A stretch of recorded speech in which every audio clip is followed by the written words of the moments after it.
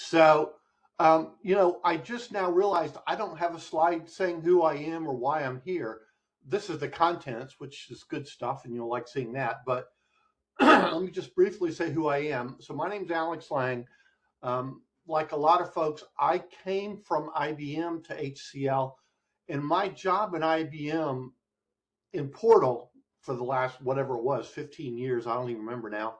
I was primarily a consultant, and I would go out and work with customers, and I did an awful lot of engagements where I helped them with their performance and stuff. I did lots of other stuff too, but performance by and large was the number one issue that a lot of customers had. So a lot of what I'm about to go through has come about primarily because of issues raised by customers that I help resolve with the development team. Of course, now I'm an actual Portal developer, so I've got a lot of insight into that as well.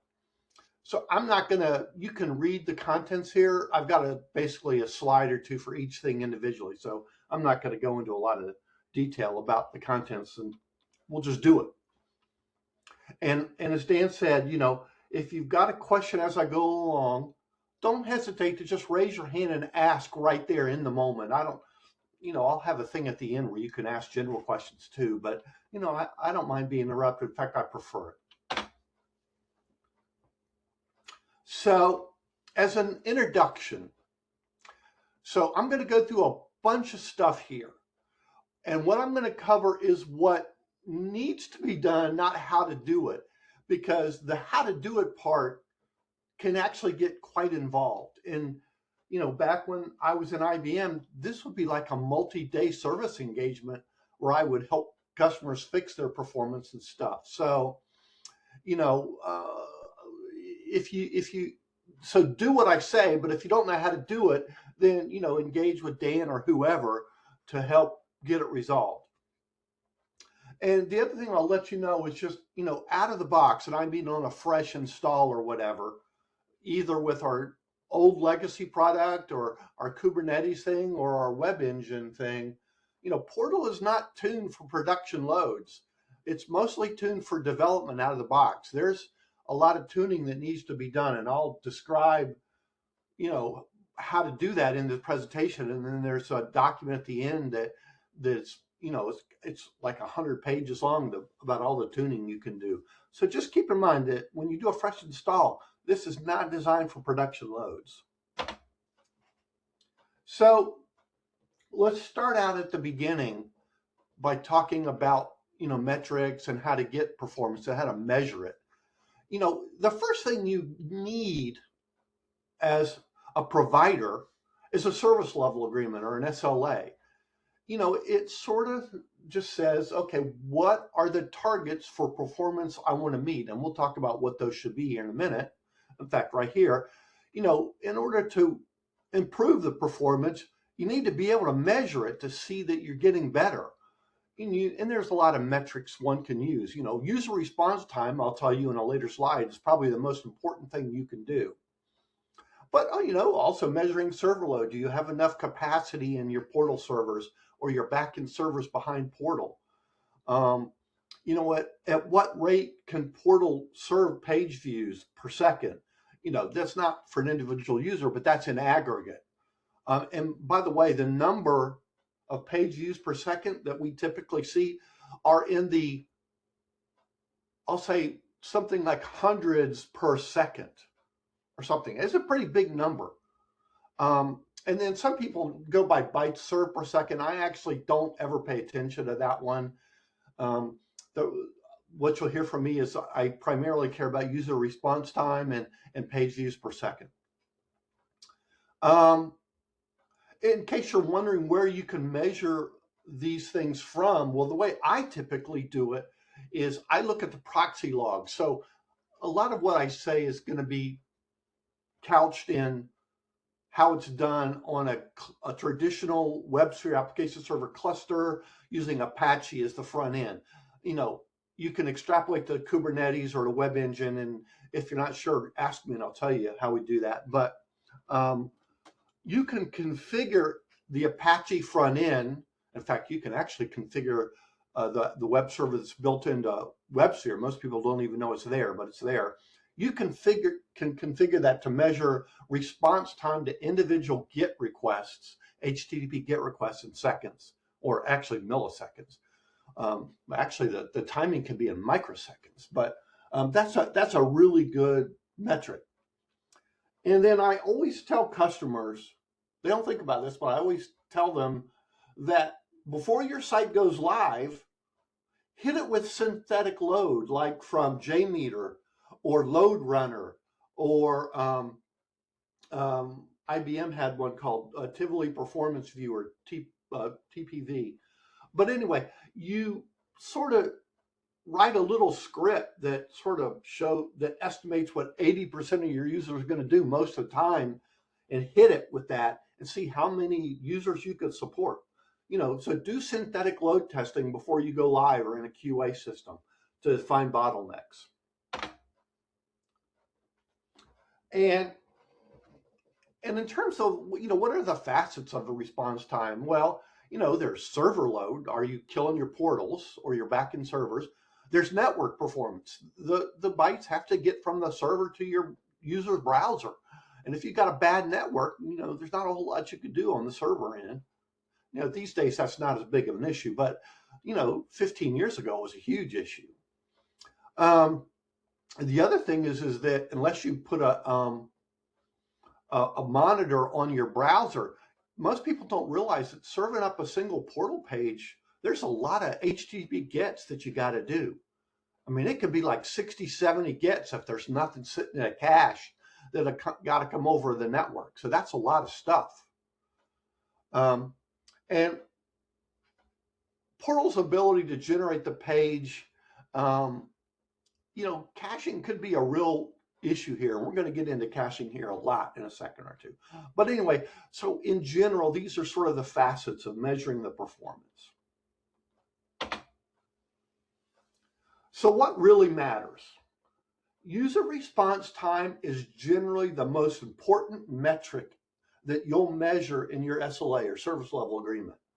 And as a rule of thumb, I've used this forever, is that your users should only have to wait no more than 4 seconds to get logged in. Portal has to do a lot of stuff when we log you in. And assuming you're on an authenticated site, not an anonymous site. And once you're logged in, it should only take no more than, say, 2 seconds to move from page to page, what I call an interpage transfer.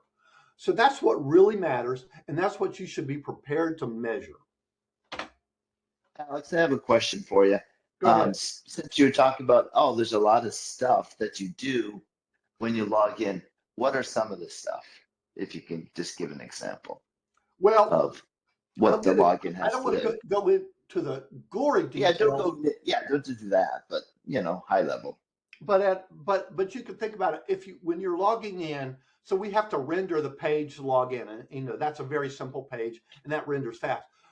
But on that page, you give your user ID, which is usually an email address, or it can be an email address, and a password. So when you give that ID, it has to go to an LDAP to figure out who you really are, and so that's one or two request responses back to an LDAP. And then once you get that back, we have to decide what pages you're allowed to see, access control. And there's a whole bunch of other things. So the database itself, DB2, Oracle, whatever you happen to use, you have to have a database with Portal. That gets hammered a lot, to the tune of around 400 gets, or 400 request responses on the database just to log you in. Now, a lot of that stuff can get cached once you're logged in. I'm assuming empty caches with a lot of the stuff I say.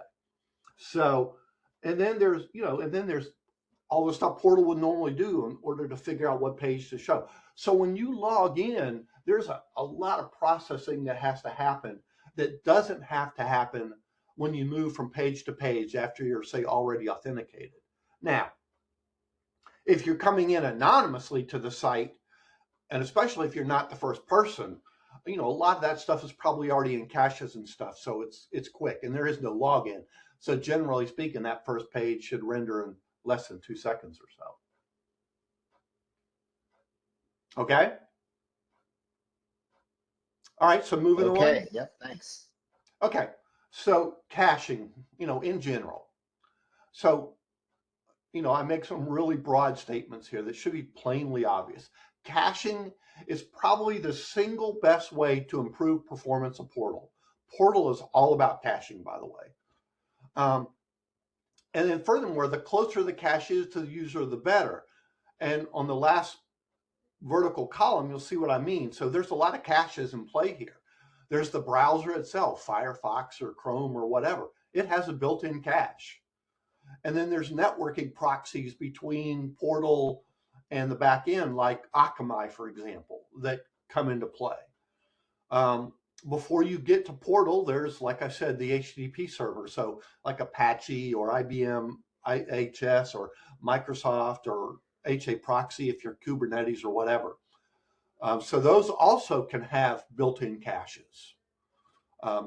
Apache in particular, I wrote an article about how to do, the configuration and do Apache caching. It's really important.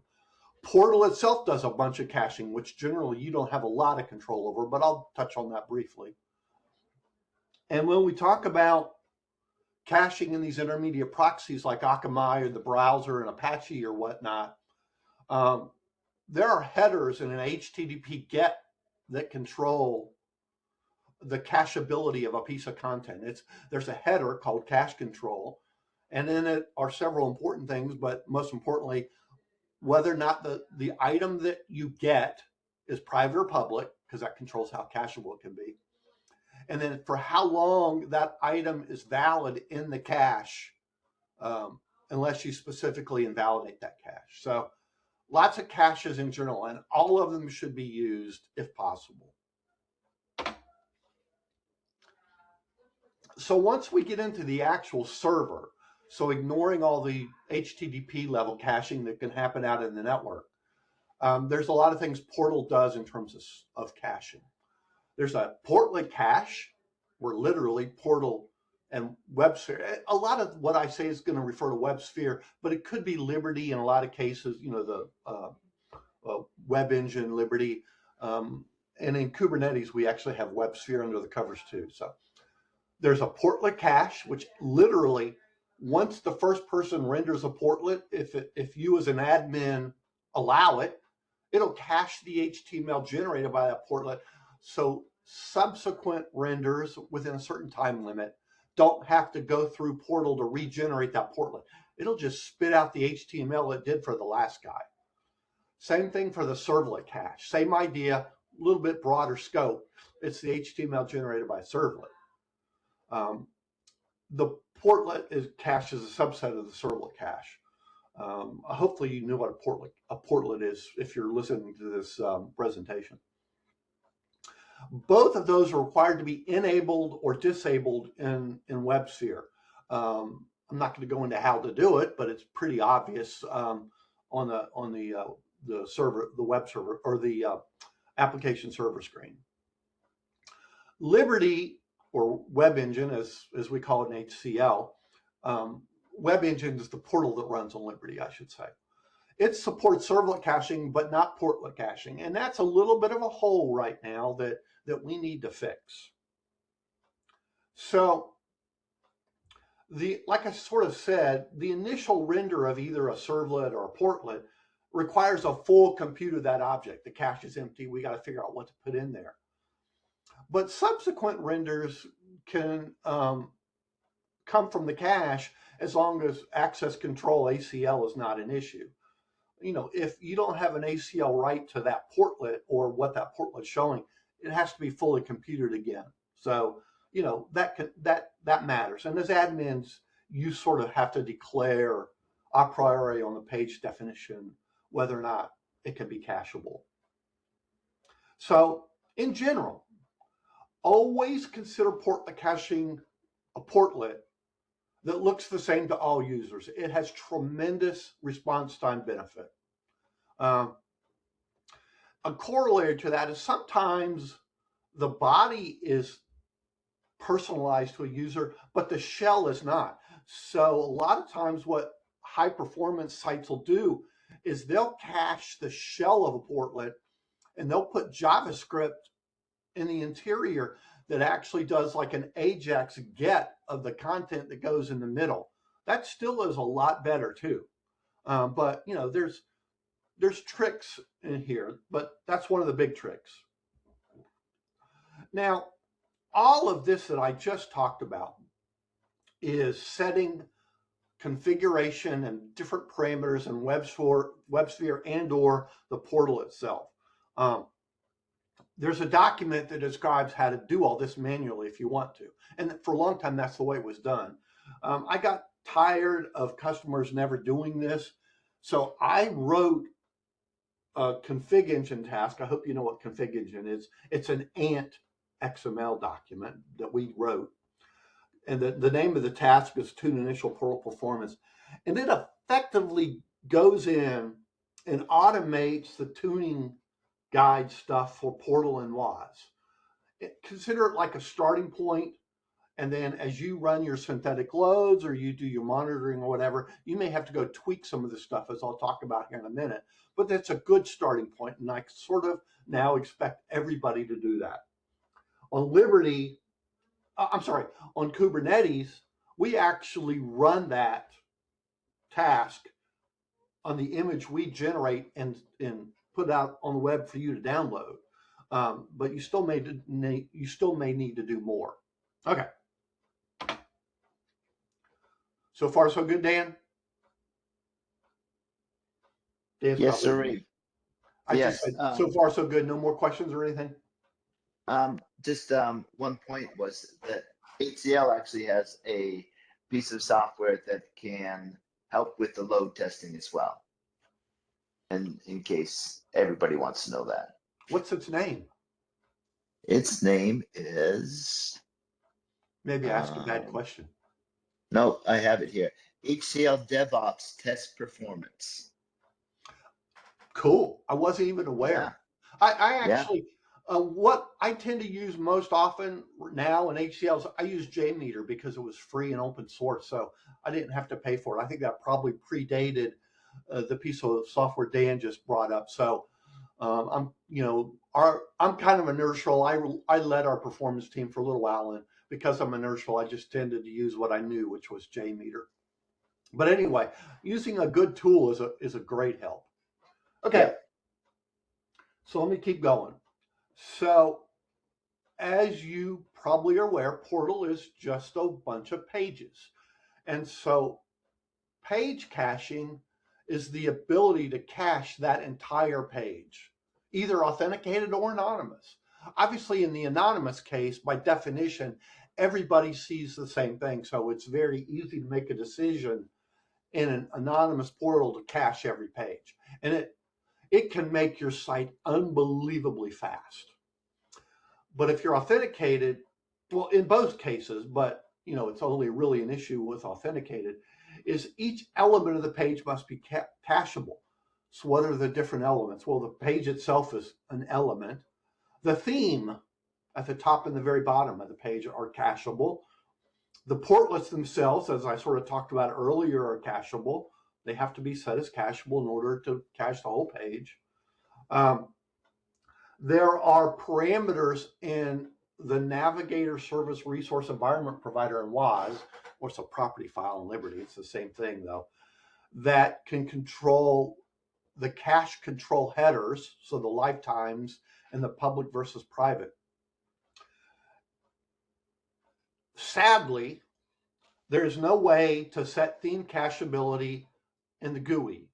You have to set the theme cacheability via an XML access Ant deck that I don't want to go into here. It's a little bit involved. But there was a paper written by Stefan Lisha many, many years ago, which I still give out. It's very relevant, that describes how to do this. So if you really want to cache your page and you want to cache your theme, just get in touch with your sales and support people, and we can turn you on to how to do that. And Alex, send it to me, because then I can, somehow make it more Okay. available so that everybody knows. And by the way, here's a question for you. If I were to start fresh, which we know never happens, but if I were to start fresh, how would I, what would I do first? Would I work on page itself, or would I do the theme caching first? What's kind of like you as somebody who goes in and needs to work on caching? Where do you start? Okay, interesting question. If you're starting from fresh, generally you're starting as a developer. So I'm going to answer the question from the point of view where it's already gone through your development and QA and stuff, and you're ready to go into a test, a production like test environment. You would start with stuff I haven't talked about yet, but of the stuff I've talked about, you would start with portlet caching because it's got to be done. Theme caching would generally be done pretty late in the cycle, and if you've got a custom theme, you need to make sure it's done because I'm going to tell you here in a little while that themes are really important in terms of performance. The page itself, if you're an authenticated site, is usually the last thing because all the elements on that page have to be done first. So you got to make sure they all work okay first. So I would use that order: portlets, theme, page, and then other things like I'm going to tell you, like Wickham and things like that. WCM are incredibly performance sensitive, and you want to do those first. Got it. So Thanks. not a great answer to her, probably a really good question.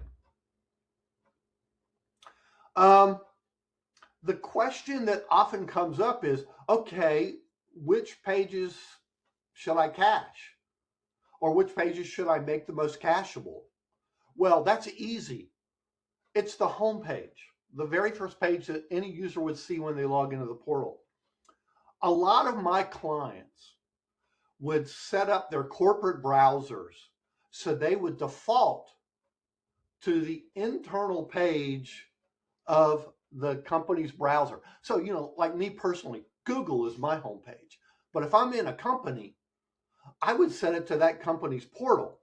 And the first page displayed would be the homepage. So I tell people, okay, make your theme great. Do not personalize any content on the homepage and make it really cacheable so that when it renders, which it would do at 8 o'clock every morning when everybody walked into the office, it would render really, really fast. So that's the answer. And then for other pages, go to one of your tools where you measure website analytics and figure out which pages have the highest access rates, and that'll give you a good idea about where you get the most bang for the buck in caching those pages, if possible.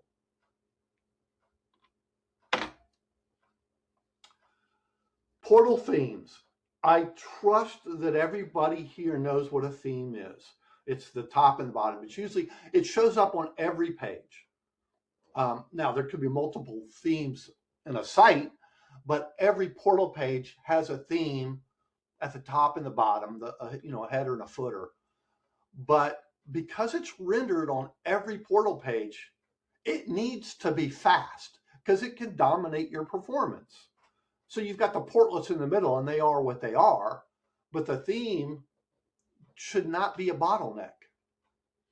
So a lot of folks say, oh, I want to use dynamic content out of Wickham, or I want to use WebDAV to generate my theme and all this stuff. And I say, that's all well and good, but make it so that all of the elements of the theme can be cacheable and make it as static as possible so that it's really, really fast. Don't have a lot of dynamics in there. Now having said that, sometimes you got to do it. And if you got to do it, you got to do it. But just understand the price you pay. Okay. So moving on down the stack a little bit. Let's talk about Wickham, WCM, Web Content Management, or I think that's what it stands for. Wickham without caching is a very poor performer. More colloquially, I always say Wickham without caching is a pig. Don't do it, period. Even in a development environment for the most part. Now, I'll give you one caveat to that. A lot of customers set up an authoring environment for Wickham where they generate their contents and then they'll syndicate it out to like their production servers and stuff. Authors like to get immediate feedback about what they do. So I generally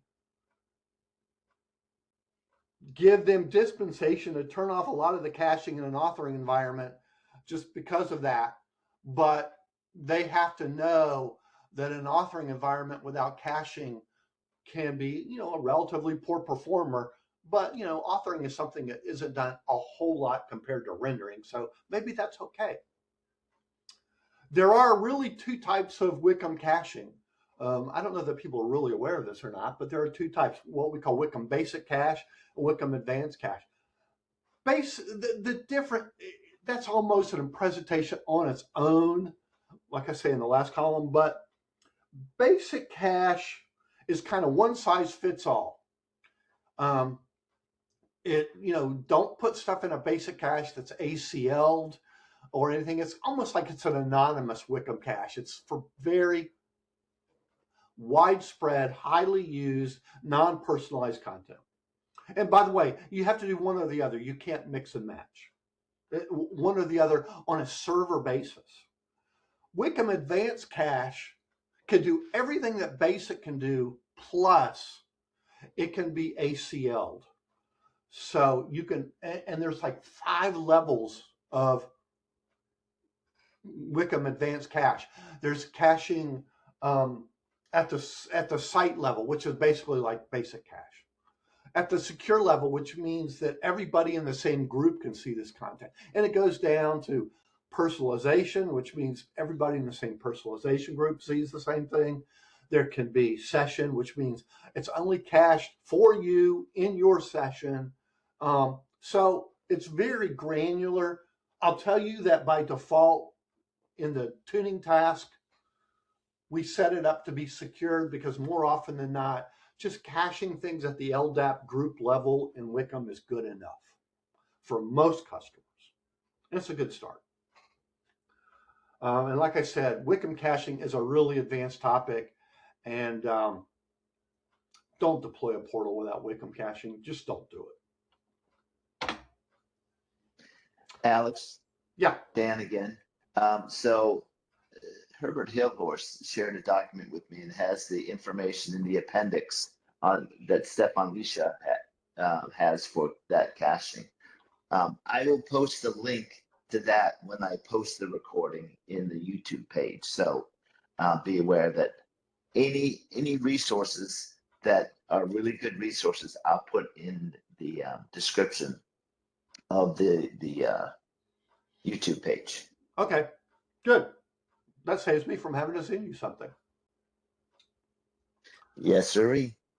All right, so let's talk about another cache, the JCR cache. For people who don't know, JCR, which is Java Content Repository, I should have spelled that out,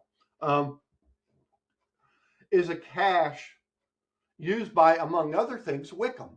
But this is a different cache than the Wickham caches. And it's a database, so it exists on a database server.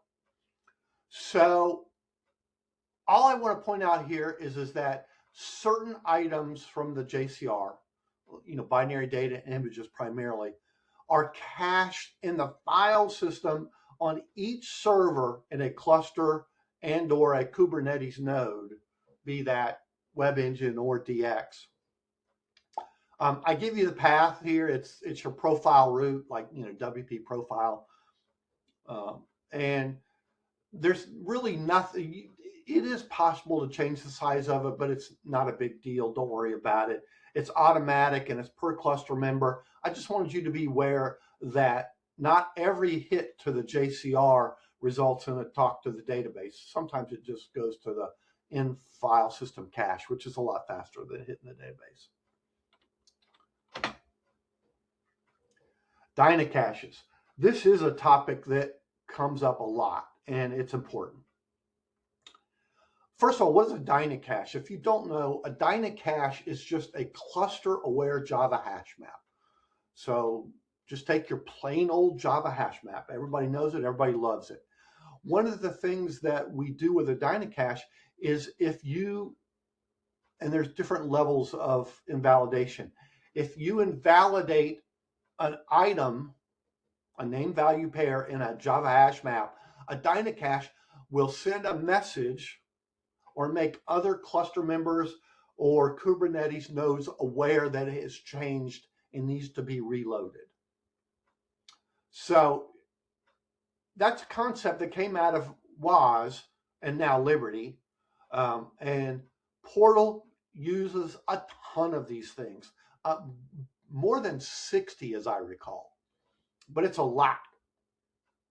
And what it does is just, it's a Java hash map. It caches name value pairs primarily from stuff we retrieve from the database. So again, we want to cache things coming out of the database as much as we can. So we'll get the row, we'll massage it, and then we'll stick it in a Dynacache with a particular name value pair that's relevant to what we're doing. Dynacaches, like Java hash maps, operate in a least recently used fashion. So if the cache is not full, you just stick something in there. That's great.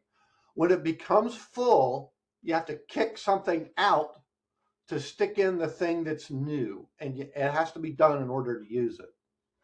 So if the Dynacache is too small, then you could waste a lot of cycles reloading the Dynacache if you don't have a high hit ratio on that name value pair in that Dynacache. So there's tools that myself and Martin Presler Marshall, who used to work at IBM, wrote. One's Portal Cache Statistics, which is a servlet, and the Dynacache Monitor, which is a portlet.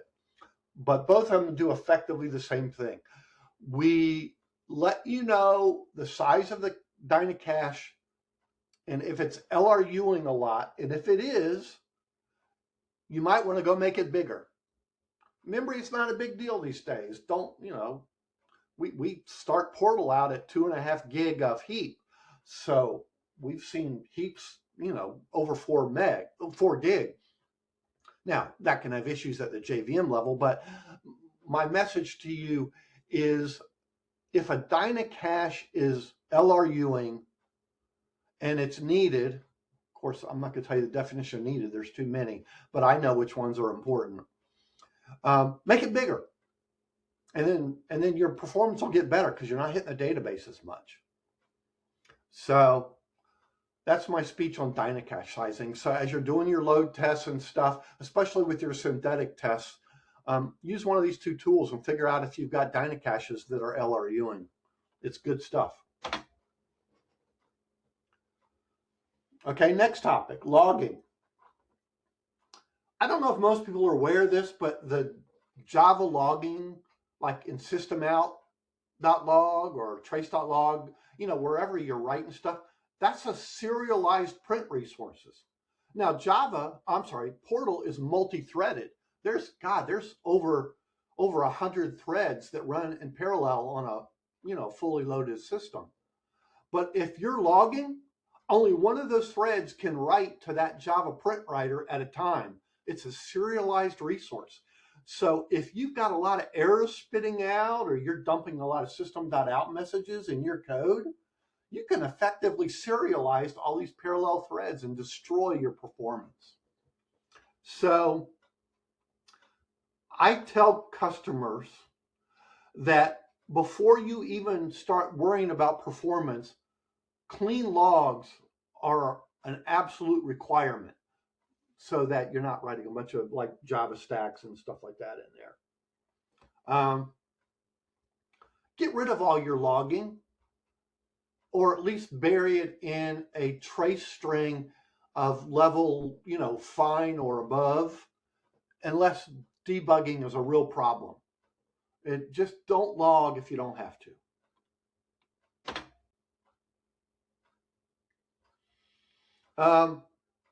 Databases. Portal persists all relevant data in Portal's database. We do not persist anything on the file system. A slow database is a guarantee of bad portal performance. End of statement. If your DB2 is slow, if your Oracle is slow, if your Microsoft SQL Server is slow, it is going to kill your performance. And the easiest way to know that is you, on the running portal server, just take a Java core every 10, 20 seconds. And if you've got a bunch of threads sitting in socket read on a database, you might have a database a load issue that you need to address by your DBA or somebody. Be wary of the database. By the way, I should make a generic comment. It's not my slides. After, my God, what is it, 20 years now? Portal itself is rarely the performance bottleneck in any system. It's the back ends, like your database or your LDAP, or the code you've written, like your portlets or your themes, that are the real issues. Portal is rarely the actual cause of a performance problem. Okay. Another couple subjects before we're done.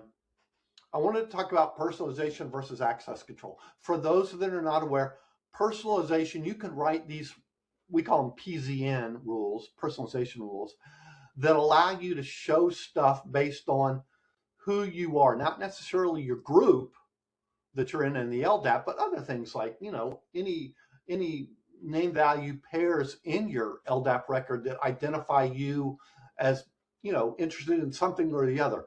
Or you might write stuff in an LDAP group that say, oh, this guy likes, music, or this guy likes whatever. Show him stuff based on that.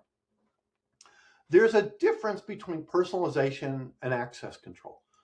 Access control, which is either who you are or what groups you belong to, restricts objects. In Portal, everything is an object. You can HCL pretty much anything in Portal.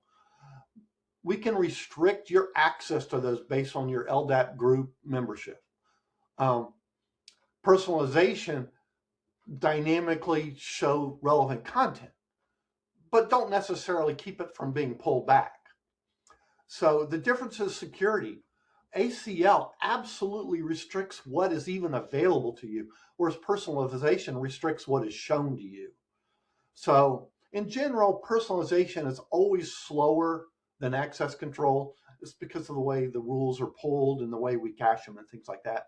But not always, but in general, that's a true statement. So don't stop using personalization, but just be aware that you don't want to PZ in too much stuff because of performance. And that question for you, right? So sometimes you have those dynamic groups. Should those be limited on certain places as well? I missed the very beginning, Dan. Are you talking about for personalization of any objects? No, so for ACLs, sometimes you have dynamic groups that are created. If you have any notes on that, I know it's a big subject, but kind of any top level notes on that. It's a great topic. Dynamic groups versus static groups in an LDAP is effectively what Dan's talking about. Dynamic groups are code that has to run in the LDAP in order to return your group membership.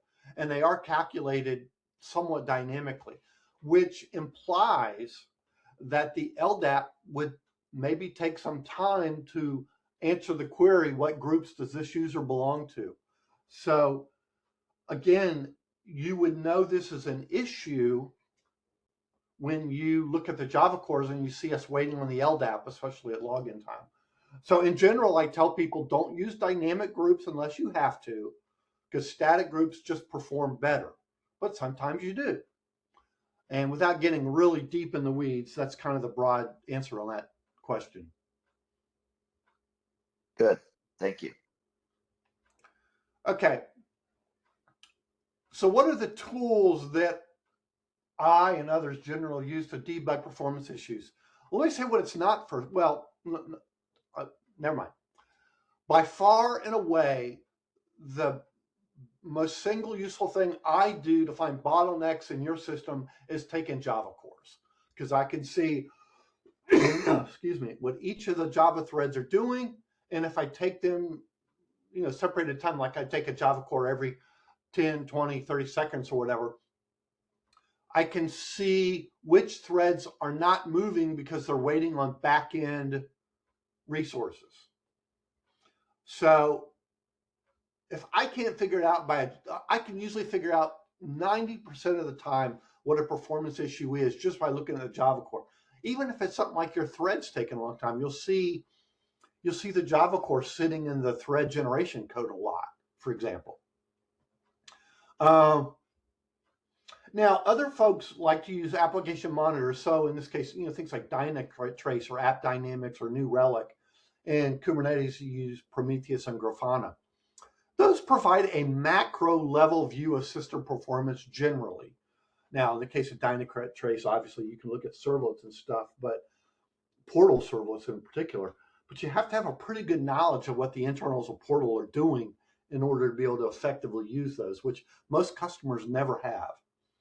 So you either get such a macro view of what's happening that it doesn't help you isolate performance issues, or you get a view that is so deep in the Java weeds of portal that you don't know how to interpret it. So yeah, they're good and it can be valuable at times, especially for looking at trends. So for instance, Dynatrace or App Dynamics or New Relic, whatever, can tell you if your servlet, if your portal is taking a long time to answer every query. So it can give you a historical view of when things are getting bad. Now, to go figure it out, you probably have to go rely on Java cores and things like that. But, it's a good tool. Server path links, believe it or not, are rarely a concern for customer deployments, kind of like the reason I told you. Portal server path links have been optimized for 20 years now. They rarely are a problem. And finally, with certain issues that we find, there may be specific tools you use, but they're not generically applicable. They're very specific to a particular problem. So those are the tools that I generally use to go figure out issues, or anybody. So Dan mentioned this earlier, we're getting near the end here. What are some of the stuff you should look at in terms of online resources? By far and away, number one is a DX tuning guide. Go look at this document. It talks about, for different OSs and different databases and different web servers and lots of stuff, what are the knobs you can turn to make performance better, and what knobs were turned in order to, by our local performance team, to figure out whether or not we had a problem with portal itself. This document is huge. I don't want to go into the details. I will tell you that, again, I said this earlier, but in this document, you'll see tuning for WebSphere and portal itself, as opposed to, say, the database server or the LDAP or whatever.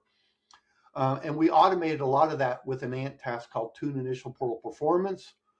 But this document is an absolute must for anybody putting portal into production.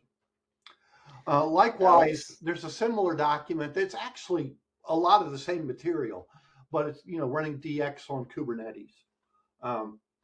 Now, I really haven't talked about Kubernetes itself, apart from specific DX recommendations, nor am I going to. I'm not a Kubernetes guru. I know a lot of stuff about it just because I have to, but Kubernetes tuning is an art unto itself. And so if you're going to deploy portal on Kubernetes, you need to have somebody on your team that knows about Kubernetes. I'll just say it that way. Alex, Herman Hubler, who we all know well, has a question. So I'm seeing if he can unmute himself and ask a question. Herman, are you there? Yes, I'm there. Can you hear me? Yes. Wonderful, thank you. Hey, Alex, thanks for the presentation. I'm just wondering, what do you mean with server path length? That's a term I'm not familiar with. I probably know it under another term, but server Oh, path length, that oh, I'm didn't sorry, Herman. tell I me a thought lot. everybody knew what that was. It's literally a path length is are individual lines of code that you have to go through to do anything. That's the path is the path through the code. Ah, okay. Well, but that's something we don't have impact, except No, for you our can't. own applications, probably. No. But You're quite correct, Herman. You don't have an impact. But if you see a path length that's horrible, if you were to measure it, you could come back and write a defect, for example. Or if it were a path length in your theme code, for example, you could influence that directly. But that's what when people think about performance, they think about path lengths, and I'm just trying to say that's really not what we're talking about here. okay, just sorry, don't want to go too deep here. But you say, how can I measure the path length? Probably why. Oh, But for this, I need app monitoring, like Dynatrace or something like this. Or is there another way to determine the path length? oh my God, there are a lot of tools that do path lengths. What they do is they hook the JVM and they can look and see individual lines of code that are gone through to do any one particular thing.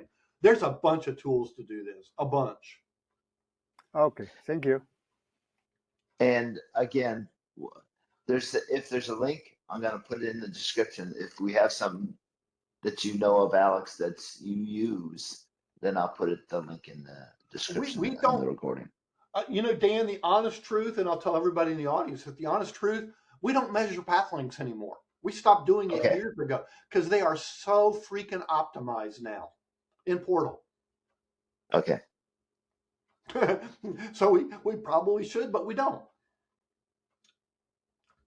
And here's another question for you. Java cores. Do we talk about that any place in like the tuning guide? I've done it for so long, I don't know where we describe how to do it.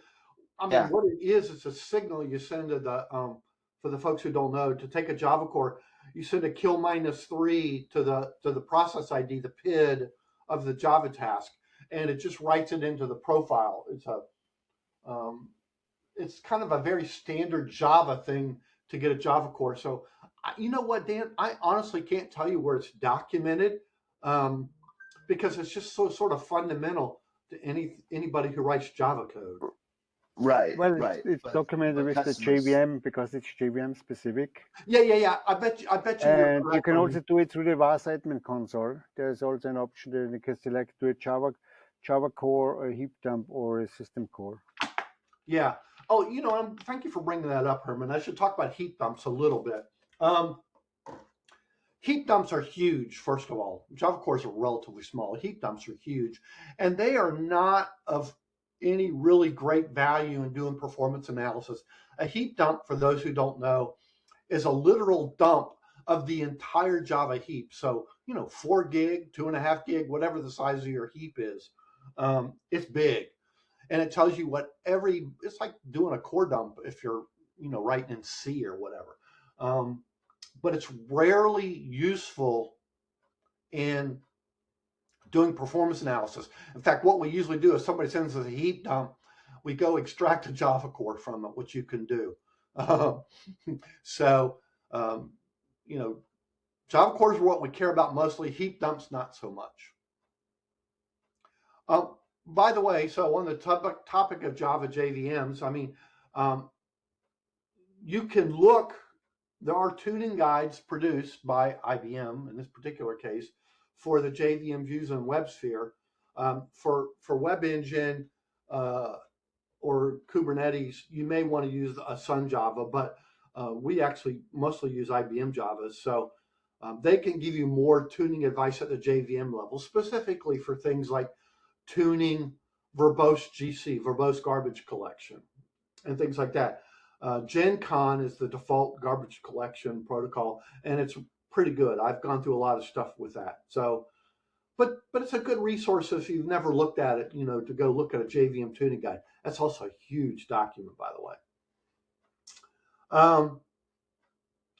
There's the next one down the list here, the HCL Experience Performance Tuning.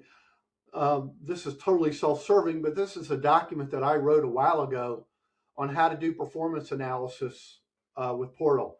And it talks about a lot of the stuff I've talked about here. So you can go check out that article if you want. And I highly recommend you doing it. Plus, I have a couple of typical problems that people would find and how to resolve them and stuff. So it's an article. If you're an admin, it's an article worth taking a look at. And I've talked about this a couple of times now, but there's an Ant task which automates the tuning for WAS and Portal.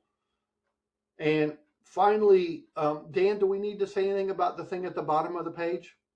No, it's just for federal employees that, you know, to be aware of this statement.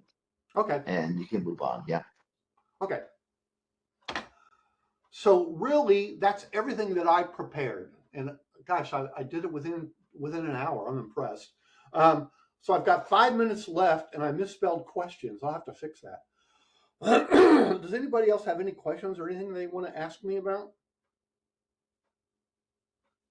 Yeah, at this time, if you want to ask a question or have something to say, just raise your hand and I'll be able to unmute you.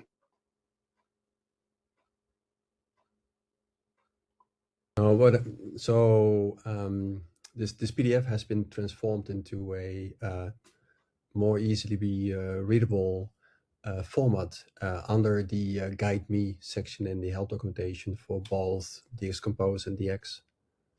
So maybe that's an easier way for everyone to get access to everything we have documented so far on performance tuning.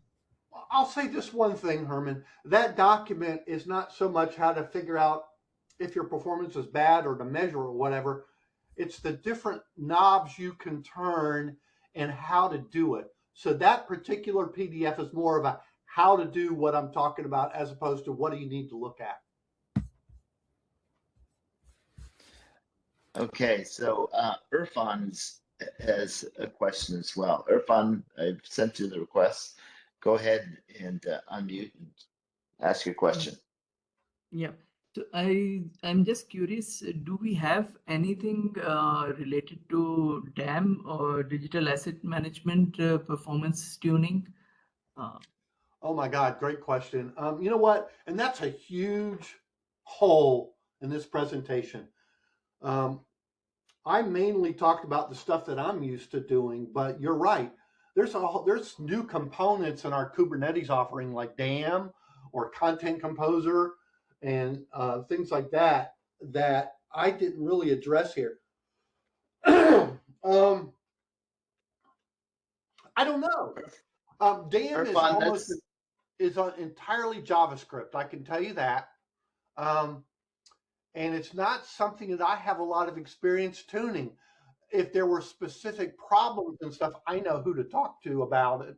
But I don't know the techniques to be really obvious, other than it's debugging or it's tuning JavaScript, and that is, that might be a good clue on where to start. Irfan, that's a good suggestion. I think we should be able to have a discussion on Digital Asset Manager and go into detail about performance as well as, creating a plugin as well. So I'll dig that up. Okay, perfect. Yeah, because with the many customers that I'm dealing with, we have this performance issues on the DAM side. That's actually a really good question. And yeah, DAM, we should maybe even have another session on just DAM performance tuning. Because between Postgres as their backend database, which is different than the Portal database, and the fact it's all JavaScript, there's probably a lot of techniques that we need to go into. Yes. Okay, are there any other questions?